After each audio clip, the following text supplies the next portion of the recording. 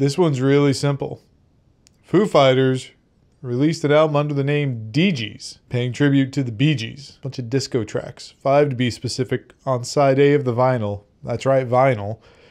Because this was actually released on Record Store Day. The other side was some live cuts off their latest album, Medicine at Midnight. Let's dive right in. This first track is You Should Be Dancing. And I gotta say, in watching this video, they look like they are having the time of their life. They all had these gigantic smiles, except for Pat Smear. Pat Smear looked a little annoyed. Dave Grohl's falsetto is remarkably good. And he actually did an interview where he said it was the easiest time he's ever had singing. And I will say the music is holding really true to form for disco, but they pull in these little elements of kind of modern rock, but subtle, right? It's the tone of the guitar. It's these little things that remind you we're not in the 70s anymore. So let's dig a little deeper and see how Night Fever goes. And I gotta say, out of the gate, digging this bass tone for this song. And not the sort of bass tone that I like for my own playing, but I think for the song, for the style, for the band, it's great tone. It seems like the same formula kind of applies here, right? Music's true to form, falsetto vocals, some modern rock elements sprinkled in. But I will say that on this song, it feels like the modern rock parts are a little bit stronger, especially in the turnaround. 2 songs in, and I'm not gonna lie, it already feels like the novelty is starting to wear off a little bit, but it's okay. Want to keep going, and maybe it was just, a temporary thing, and I'll feel very differently with the next track, Tragedy, which definitely seems to push Dave Grohl's voice a little bit more. I get that it's falsetto and it's disco, but you can hear there's a lot more that goes into this track than the last 2. Longer, held out notes. You can hear in the melody that there's a little bit of strain for him to hit some of the notes. It's not that he didn't hit them. It's not that it sounds bad, but you can hear in his voice just it's not quite as easy to get up to some of the notes that he needs to in this song. Again, same formula. That's fine. I mean, I think with an album like this, trying to do a tribute like this, you kind of need to find the right formula that's going to capture the sound you need. I did appreciate that we got a little bit of some Taylor Hawkins fills in there. That's 3 Bee Gees songs in a row. The next song is actually from the 4th brother, Andy Gibb, but also written with Barry, Robin, and Maurice, the Bee Gees. But this is an Andy Gibb song. This is Shadow Dancing. And when I first started hearing this, I wasn't sure if I recognized it. And by the end of the song, I still wasn't sure that I recognized it. But clearly in the same genre, but a different style. You can tell that it's not the Bee Gees. It's something else. But it's Andy Gibb. There's still close correlation to the Bee Gees. You can hear the elements in there, but definitely a different style. I think this was a very smart move to put this in here. I would say track 3 or 4 is the right place because, like I said before, it does, seem like the novelty wears off after a little bit, but it kind of has to have that formulaic aspect to be part of the tribute album. And, it makes sense. But I think throwing something different in like this at this point is perfect because it keeps it interesting. It makes the sound diverse and it keeps you wanting to listen to more. The other thing, too, is Taylor Hawkins sings this song. This is not Dave Grohl, although you can hear him in the backgrounds a little bit. I gotta say, so far, I'm impressed. We're almost done with side 1. Let's see if I remain impressed through More Than a Woman. And I don't know if impressed is the right word. It was very consistent. It sounded very similar to the other 3 Bee Gees songs. Again, Shadow Dancing was a little bit different, right? Because it's an Andy Gibb song, but this one, yeah, kind of the same thing.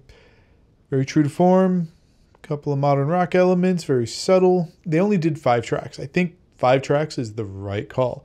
I think if they did a full album, the novelty would be wearing off right now, and going into track 6, it'd be like, not hearing anything different that I haven't heard already. But I think good call. Good call on just the 5 tracks. What that means is we're now switching to the back half of the album. And these are 5 tracks from the latest album, Medicine at Midnight, but they're all live takes. So let's not waste any time. Let's see how making a fire sounds. And it sounds good. It's got a lot of energy, really good energy, live energy, right? Like it sounds like a live track more so than the album version. But it's also very well played, extremely well executed, while not having that perfect sound that you would get from an album. To capture that live energy, you need to let some of those slight imperfections come through while still sounding really good. And it did a really good job of it. I thought this was a great first live track on the album. But the next one was their lead single when they released Medicine at Midnight. So I'm curious how this is going to play out. This is Shame, Shame. And I hate to admit it, but I actually think I prefer the opening drums on the album. I will admit I think this is more of a mix thing on this live track. Feels like some of the finer details aren't being picked up as well. Like they're there, but they're very subtle. I thought the chorus sounded great. The chorus has a lot of layers, a lot of details in those layers, and you could really hear them kind of amazingly well in this live version. So I thought that was really, really cool. So let's move right into Waiting on a War. And right out of the gate, you just hear that the vocals have a little more oomph behind them. Really captures the emotion. I mean, just in general, Dave's vocals in this whole track, you can really hear the live element. You can hear the little details of, you know, breaths and little pops and things like that. And I think that was really good to leave those in there. Now, the only other thing I want to say about the song is something that I rarely say. I feel like I'm betraying my bass brothers and sisters out there, but the bass in this track is really ripping through. I actually think it's a little too hot. I actually think it needs to be pulled down. Sorry, I know. I'm sorry.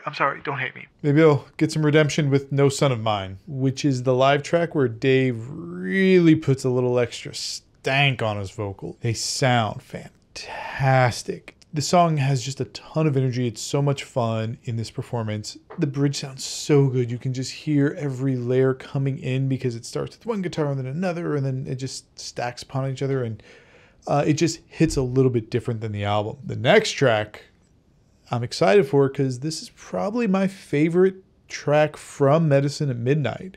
So I'm really curious to see what they do with the live version of Cloudspotter.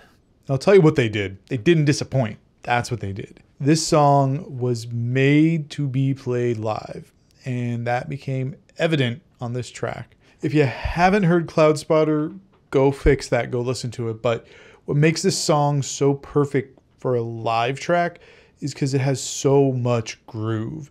A song with this much groove is just begging to be played live. It really is, because you get so much more out of it. This is definitely going to be one of those songs that every time you hear it live, sounds a little bit different, has a little bit different character every time, and that's great. It is definitely worth checking this out. Yes, the disco thing, a little bit of a novelty. It's fun for a couple tracks. It does change up a little bit with Taylor singing Shadow Dancing, then kind of comes back, but I think 5 tracks was the right number.